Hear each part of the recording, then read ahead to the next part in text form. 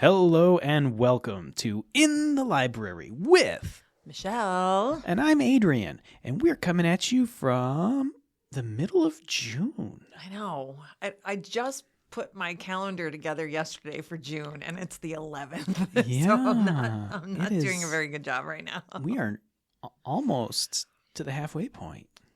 Halfway point of what? The year? Of June. Of June. Well, yeah. Halfway point of the year is what? First week of July-ish? Yeah. Because the back half has all the 31 days, and the front half has the 28 day. What are you? The middle of the year. Oh. Sorry. Because throwing me today. October, December, July, they have 31 days. Mm-hmm. And February only has 28, so it's actually not like between months. True. Yeah. True. Anyway, that is neither here nor there. We are here with In the Library, and I know that you have a subject you want to dive into, but before we do that, What have you been reading? Okay, I finished The Familiars. I got that in Scotland, and I'll be honest, I really, really liked it. Mm-hmm. And then I gave it 3 stars out of 5. But then I started, and everybody here has been telling me Theo of Golden. Theo of Golden. Yes. I can't remember the author's name. I should look that up. Really great story. I'm listening to it. There was quite a wait for it, so I actually got it on Audible because I had extra credits. So, and I figured it was something I was going to listen to again. Anyway, it's by Alan Levi. So, very good book. I'm really into it. I'm about halfway already. So, what about you? What are you reading? So for my part, I just finished Taste Like Candy, which was originally published by, it was originally written by Ivy Tholin, but that was Should a I know pen. that name? That was a pen name, and it has been republished under Jessica Lacey, her real name. That sounds familiar. Yeah. Taste Like Candy is a book about a bunch of teens doing a senior scavenger hunt when it turns into a slasher movie. See, you and these uplifting stories. I know, every right? time. It was recommended to me, and it was curious because, I don't know, I'd never heard of the author. I didn't know anything about the book. Apparently, it's part of a 2-part series. I didn't know anything about it, but it got recommended to me, and I was like, whatever, fine, I'll read it. It's short. It was good. So, what do you think of it? It was good. Yeah? I mean, I'd give it 3.5 out of 5 stars probably. Okay. Yeah. Okay. Apparently, because it was published a while ago, originally in 2020. Okay. But it's experiencing a resurgence because Stephen Graham Jones, do you know who that is? I do not. He writes horror books. He on an interview said people should check it out, and so it's been experiencing a resurgence 6 years after it came out. So, hey. Well, sounds good to me. Maybe I'll pick that one up. But I don't like horror slasher stuff. Would you believe I'm not currently reading a horror book? Why? What are you reading? I am currently halfway through Legends and Lattes by Travis Baldree. Don't know that one either. It is are you familiar with Dungeons and Dragons? Yes. It is set in a Dungeons and Dragons setting. The main character is a female or half-orc. Okay. And she opens a coffee shop. Wait a minute. You know what? I've heard of this one. Mm-hmm. And it wasn't from you. It was from someone else told me about this book. Maybe our boss, Jennifer Saul. She was Maybe. big on it. Okay, maybe. And so what are you thinking of it so far? It's not my normal read, but I like it. So it's well more enough. of a fantasy. It is a cozy opening a coffee shop that just happens to have rat people, ogres, and succubi. I mean, It does sound interesting. yeah, it's definitely a decent book. I know I've heard it somewhere. I'll have to dig back in my brain and see. Chances are I won't find anything, but So if you're looking for something, especially as we're coming up on the summer reads, Yes. So if you happen to be looking for some summer reads, if you're into the whole horror slasher scene, maybe check out Tastes Like Candy for a quick short book to get some pages under your belt, or Legends and Lattes for a cozier Dungeons and Dragons themed read. See, I'd probably go for the Dungeons and Dragons one because I do like the fantasy stuff. See how you are? I know Jen does too. It's true. Yeah. So let's talk about the Rose of Sharon. Okay, so this is coming up because Adrian messaged me one day and said, hey, I have this tree/bush that just keeps blooming in my yard and I don't know what to do. And we put our heads together and we figured out what it was, and it is unfortunately the Rose of Sharon. Yeah. And if you are a Rose of Sharon lover, I understand. However, it is an invasive species. It is from Asia, and it is very destructive because an invasive plant in general, what they do is they take over, and they can seed very readily, some of them, like Rose of Sharon, because I had the same problem in my yard, right? And they take away resources from our native plants that actually belong here. So that's why invasive plants are a problem. I'm sorry for you people that love Rose of Sharon. It's just not a good plant to have in your yard. And as you have experienced, and myself as well, they seed prolifically. Oh, yes. Yes. The flowers are lovely, but they are. But you know what? I never see pollinators on them. I never see pollinators on them. I see little gnats. I don't know if... Well, they could be pollinators for sure, but I had a Rose of Sharon. It was there before I bought my house. I cut it down to a stump, and then I put stump killer on top of it. And you have to do it right away. You can't let the stump dry out. You want to have like that open wound on the base of it, and then you hit it with some glyphosate or anything that is a stump killer. But be careful using it. And then for the little ones, so that's like for the big tree stump, right? That you said is growing into your fence, right? Obviously a problem. But then you also have all those little tiny seedlings. So here's a tip. Pull them out. You got to pull them out by the base.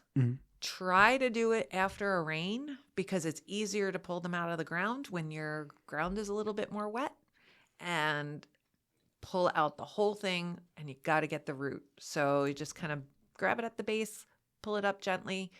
The whole thing will let go, and they will go away. You just don't want them to keep receding because that just keeps perpetuating that problem. It sure does. I know. They are aggressive. I know. Last summer, a friend of mine came and stayed with me. She's a master gardener in South Carolina, and we sat and we picked probably thousands of seedlings out of my beds. They were just from the plant that I had cut down, and yeah, that's what happened.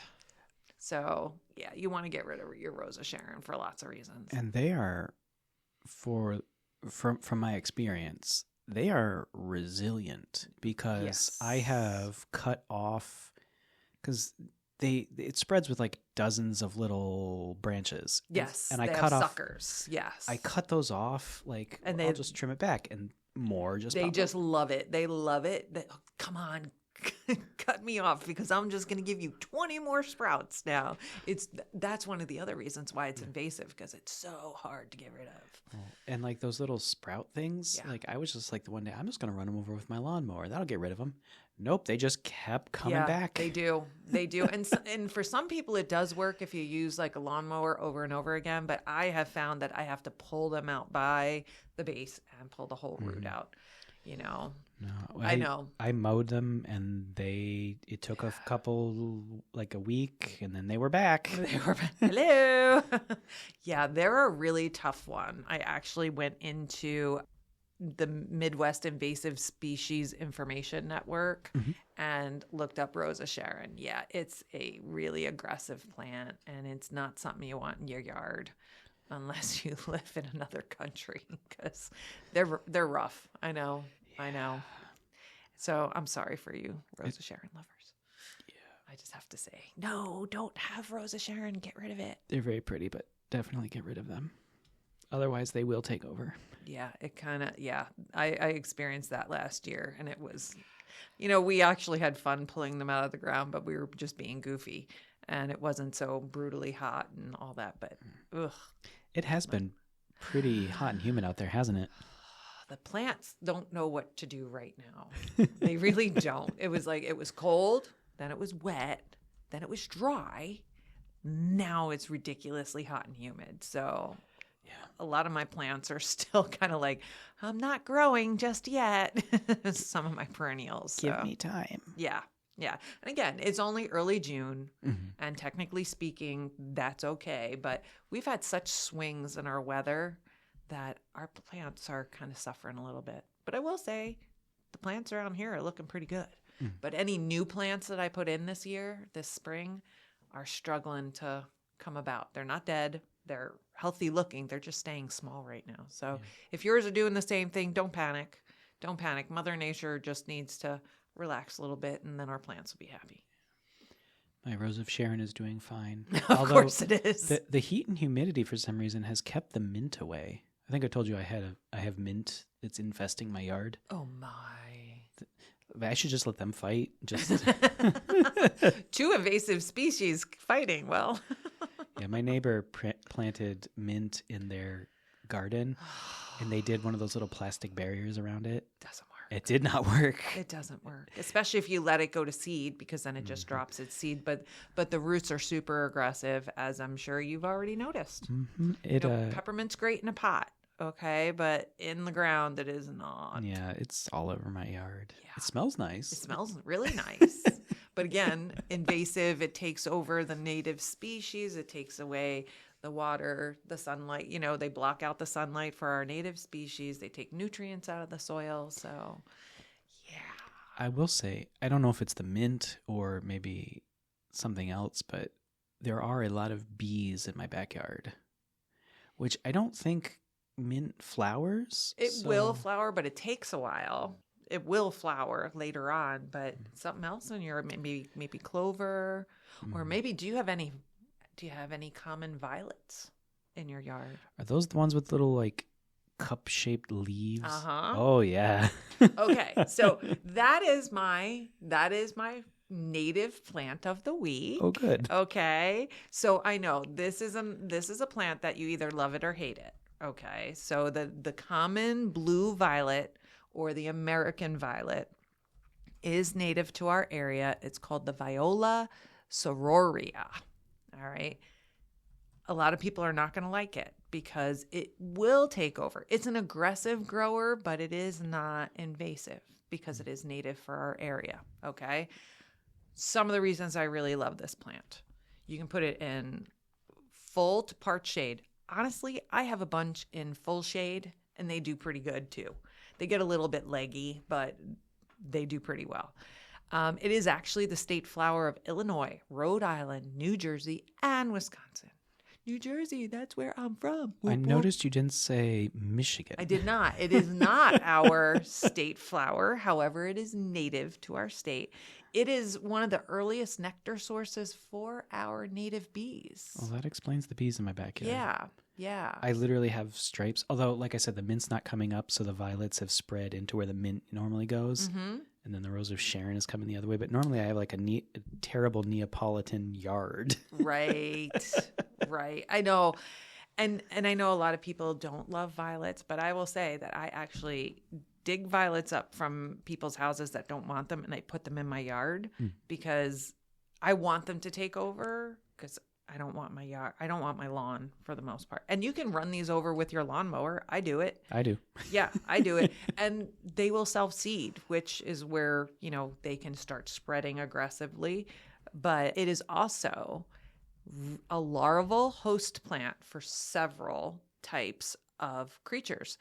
Edward's fritillary butterfly, the Great Spangled fritillary butterfly, the Cornus fritillary butterfly, the Mormon fritillary butterfly, and the variegated fritillary butterfly. I think you just made those words up. Go ahead and look it up because I know you do anyway. But seriously, so those are host plants. So those types of butterflies will actually lay their eggs on the violets, and then you get those butterflies in your yard. So they're not a bad thing. They do spread. I want the spreading. Some people do not. I completely understand. But they are a spring blooming plant. However, they will also bloom again in the fall. So if you let them go, that's what they'll do. Here's another thing. The flowers and the young leaves of the common violet are edible.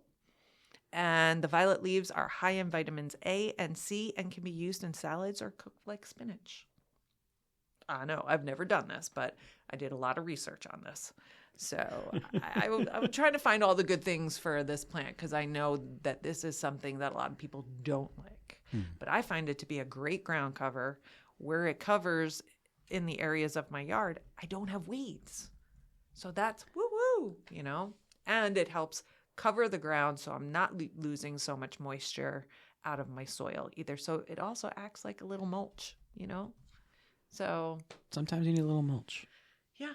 Yeah. And they don't get very tall. I mean, they get 6 inches tall tops. And like I said, you can run them over with your lawnmower and they'll keep coming back. Sure will. Sure will. But you'd rather have this in your yard than mint or our other friend, Rose of Sharon. Yeah. Sure would. It is, again, it's native. I know a lot of people think of it as a weed, but I love this plant. It's fair enough. And it grows well here. It seems to like the sand, but it'll take any kind of soil. I don't think it loves clay, but where I have a lot of sand, this thing just keeps on going. And I'll let it go until I have to start pulling it out because it gets too crazy. So yeah, that's my little PSA on the common blue violet, or the American violet, as some people call it. It's a host plant to lots of butterflies, so it's a good one. It is. We need these. So that's my 2 cents on the common blue violet here in Michigan. So if you have a question for Michele about gardening, your lawn, a native plant, go ahead and leave that in the comment section down below. If you're on YouTube, if you're on Spotify, go to YouTube and leave a comment. That's true, because you cannot you can't leave a comment on Spotify. That's true. Yeah. So I've listened to it on both. So, Yep. So let's talk about what's going on at your local library. Woohoo! All right. We have the 1776 Celebrate the USA Patriotic Package through our Friends of the Library book room. You can get 20 books or 20 books. Books on tape. You can do CDs. You can do DVDs, hardback, puzzles, trade and mass paperback cards. So any combination of those, you can get 20 of those for $17.76. Get it? $17.76. Can you explain it to me after the show? No, I won't. And credit cards are accepted by our Friends of the Library. So come on down and get some of these books for our patriotic package. I like that you just straight up shot me down. Like, no. not It's just how I have to deal with you, man. I've learned. We welcome you to Teen Summer Reading. That's going to stretch from June 15th through August 31st of this year, 2026. That's at all of the Monroe County Library System branches. It is Unearth a Story. Read 3 books or 6 graphic novels, and then redeem a slip for a scratch-off prize ticket. This is open to teens. And then there's a separate summer reading for children. Yes. And for adults. Yeah. And then we also have our staff one, too. Yeah, but I don't think that the listeners can do that unless they're staff. No, but we can. Yeah. It's going to be something I'm going to participate in this year. I didn't participate last year because there's just too much stuff going on. on the heels of that, Unearth a Story, our summer reading programs. And this is at the Bedford Branch Library, June 23rd, which I'm pretty positive is a Tuesday. We are having our summer reading kickoff with a foam party, guys, with a foam party. Okay. Join us for one of the biggest summer reading kickoffs with a fabulous foam party. It will be fun for the whole family. So yes, this is a Tuesday and it is at 6 p.m. So on the 23rd, come on out. That's our kickoff. I got to come back for the foam party. Foam party. Foam party. Did you ever see the Netflix show Word Party? No. Oh, that's because you don't have small children. No, I do not. That's neither here nor there. The Dorsch Memorial Branch Library is pleased to present Summer Solstice Spiral Suncatchers coming Saturday, June 20th, 2026 from 1 to 2:30 p.m. Join us in celebrating the return of sun and long summer days by making a beaded suncatcher. Come have fun playing in the summer sun. Register online, and this program is open to all ages. I picked that one because it looked like fun. I love the summer solstice. Summer and winter solstice, man. I'm really into those. Winter, spring, summer, and fall. Oh, here we go. He's singing now. I'm so sorry. I apologize for that. The Bedford Branch Library. For adults and teens, we have book bedazzling. So it's a big thing right now. June 22nd here at the Bedford Branch Library from 6 to 7:30. Enjoy a relaxing craft night by yourself or with a friend. Bring a book from home or pick from a selection of donated books and register because supplies are limited. So that is on the 22nd of June. So much going on. Yeah. Yeah, so much going on. The Raisy Memorial Luna Pier Branch Library is pleased to present Summer Lunch Bunch. This is happening weekdays at 12:30 p.m. starting June 8th, which has already come and gone. Grab a bite and then join the fun. From stories and crafts to games and movies, each day is a new adventure. A perfect way to spend summer afternoons at the library. There's a bunch of activities depending on the day of the week, Monday, Tuesday, Wednesday, Thursday, or Friday. But be sure to register online. Oh, that does sound like fun. Yeah. And what branch was that at? That's at the Raisy Memorial Luna Pier Branch Library. Ooh. I haven't been to that library yet. I gotta try it. Raisy Memorial Luna Pier Branch Library. You would think they were a part of our library system or something, you know? Does it sound energetic when I say it like that? I was trying to sound energetic. Okay, that's one way to put it. And lastly for me, I'm just pumping up our summer music series. Let me tell you, we had it here last night. Okay. I left and as soon as I turned onto my road, it was torrential downpour, but here it was not. They had over 60 people show up yesterday for the local band Riptide and Jeremy McClellan and the Big Jarowski. Next one is going to be July 8th. Don't miss it. From 5:30 to 7:30. This is for all ages. We're going to have Roseweed. They're very big. I saw them last year. They were great. And then Whiskey Jack's Barbecue for our food truck. So come on down, bring a lawn chair, bring a large blanket to sit on, some cool beverages and hang out. We have games, we have chalk, we have our big yard game set up out there. So come on down to our music series. It's free, so you might as well hang out and meet some new people. Yeah. And last from me, the LS Navarre Branch Library has Atlas, which stands for At the Library After School. This is going Mondays, Tuesdays, and Thursdays from 4 to 5 p.m. Is it going over the summer? You know, I grabbed it off the wall because it sounded really cool, and I did not notice that it's at after school. You know what? Contact Navarre Branch Library. Find out if that's going on after school. Tag, you're it. That's fine. If not now, it will probably pick up when school starts. That's true. So keep that on the back of your mind. It's a super cool flyer. The flyer totally took my attention away. The words I didn't pay attention to so much. I was reading it the whole time wondering, I wonder. See, he reads these things before he grabs them. I look for the pretty pictures. As one does. Hey, we have great staff that does all of our graphics. So We sure do. yeah. Thanks, Christine. Always makes beautiful things. All right, that's going to be it from us. If you are listening on YouTube, be sure to like and subscribe and hit the ring bell for notifications. If you're on Spotify, please consider liking the episode and liking the page as a whole because it helps us with the algorithm. Is there anything you'd like to add? Not that I can think of. All right. Well, this has been In the Library with Michelle. And I'm Adrian. We'll catch you next time.